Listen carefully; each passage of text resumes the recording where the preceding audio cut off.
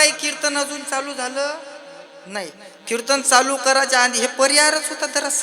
ते कसं आहे, घरातलं उठून आणायला लागते का नाही. लोक येत नाही ना कीर्तन म्हटलं तर.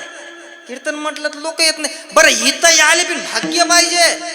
इथं आले भाग्य पाहिजे. भागवतकार भागवतामध्ये सांगतात, भाग्य उदय न बहुजन्म समर्जिते न सतसंग मंच लभते पुरुषो यदा वै अज्ञान हेतु कृतमंद कारण आशनम ददाय हित जो दैत्य विवेक. काहीतरी मागच्या जन्मीचं पुण्य पाहिजे. नामदेव महाराज म्हणतात,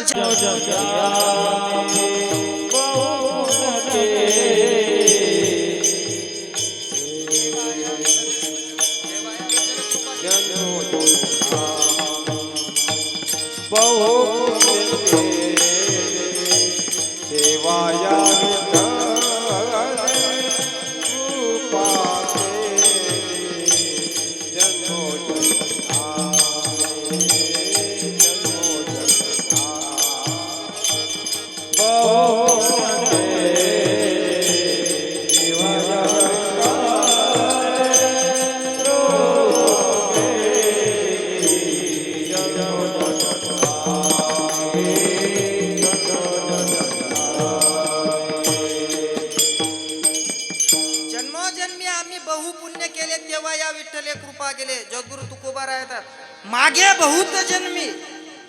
बहुत जन्मी हेची करीत आलो पुण्य.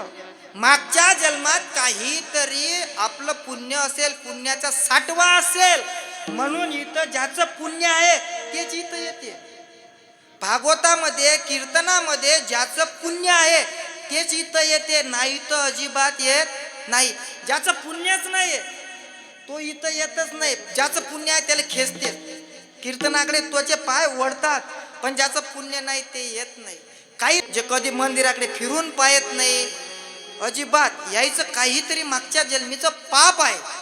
हे यायचं पाप आडवं येते, म्हणून इथं कोणीही येऊ शकत नाही, येऊ शकतच नाही. यासाठी इथं येण्यासाठी पुण्य तर पाहिजे, पण भाग्य बी पाहिजे.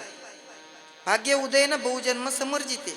भाग्य पाहिजे तेव्हाच येते. आपल्या गावामध्ये एवढं उत्कृष्ट भागवत चालू आहे, एवढं उत्कृष्ट भागवत चालू आहे. बरं भागवत चालू आहे असं नाही, तो ग्रंथ आहे, तो ग्रंथ उत्कृष्ट आहे. ते ग्रंथ नव्हे हा, ते ग्रंथ म्हणजे ग्रंथ नाही, एक पुस्तक आहे गाव अभ्यासाचं, एका साधारण ग्रंथ नाही. ग्रंथ नव्हे हा श्रीकृष्ण. गीते वेदी मन पूर्ण अनन्य होता या शरण क्वचित कडे. त्याले शरण जा लागते, त्याले शरण जा लागते, तेव्हा देव पावतो. मंदिरात गेल्याशिवाय देव दिसन कसा?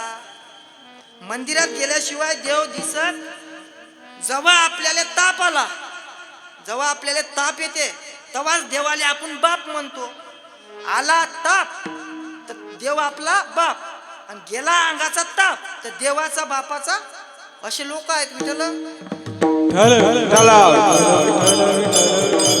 एवढं मोठं मला तर माणसं तर दिसलेच नाही बा भागवतात. बाहेर बसते तर बरं, आपल्याजवळ जागा नाही हे मान्य आहे, जागा नाही, पण कमीत कमी असे मंडप टाकले 2 फाऱ्यात, त्याच्यातही बसले तर येते ना बरोबर. मला माणसं लय कमी दिसले. एवढं चांगले भागवतकार आहे. तुम्हाला सांगतो, मी लय भागवतकारासंग हिंडलो. कीर्तन मी आता या 5 वर्षात करू राहिलो. तबला वाजवाले माझं हे 14वं वर्ष आहे. मी लय महाराज वाजवले.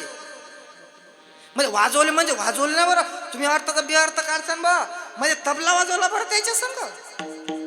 हो, अर्थाचा बेअर्थ लय निघते, नाही तर तबला वाजवला. पण तुम्हाला सांगतो, एवढ्या महाराजापैकी मला फक्त भागवत बस आपल्या महाराजचं आवडलं. भागवत म्हणजे भागवतच, श्लोक म्हणजे श्लोकच. भागवताच्या बाहेरचं चिलम्या गोष्टी अजिबात सांग नाही. तर बाकीचे जर भागवतकार आणले, गाय वाजवा, गाय. भागवतातला श्लोक बी म्हणत नाही, फक्त एखादा पहिला श्लोक म्हणते ते सच्चिदानंद रूपाय विश्वपत्या दयितवे तापत्रे विनाशाय श्रीकृष्णाय वयम. 7 दिवस डबल श्लोकच दिसत नाही. डबल अजिबात श्लोकच म्हणत नाहीत. काहून? बाकीचे श्लोक नाहीत काय? पण ज्याले हे घडते त्यालेच घडते.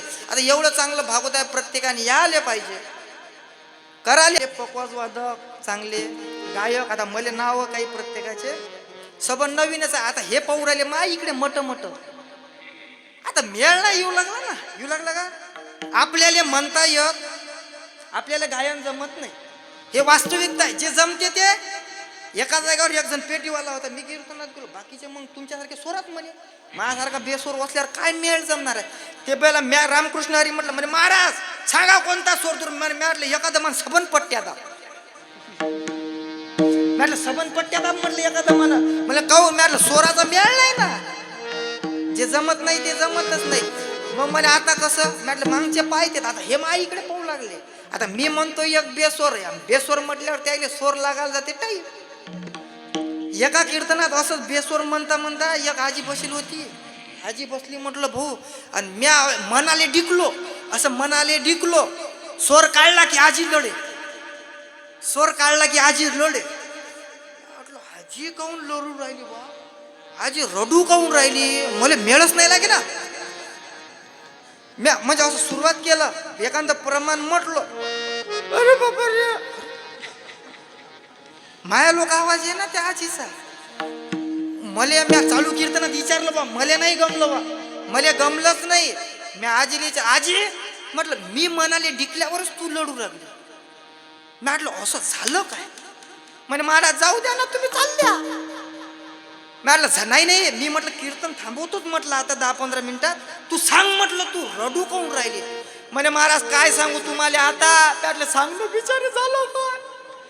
मला काय सांगू, माझ्या घरी बोकड्या होता म्हणे, माझ्या घरी एक लाईना बोकड्या होता म्हणे. म्हटलं मग काय झालं, म्हणे त्याचा आवाज आणि तुझा आवाज सारखाच आहे म्हणे. ते मग मी म्हटलं बोकड्या काय, बोकड्या मेला म्हणे आता, म्हणे त्याचीच आठवण येऊन. काय करावं म्हणता येत नाही ना, हे असंच होणार आहे विठ्ठल.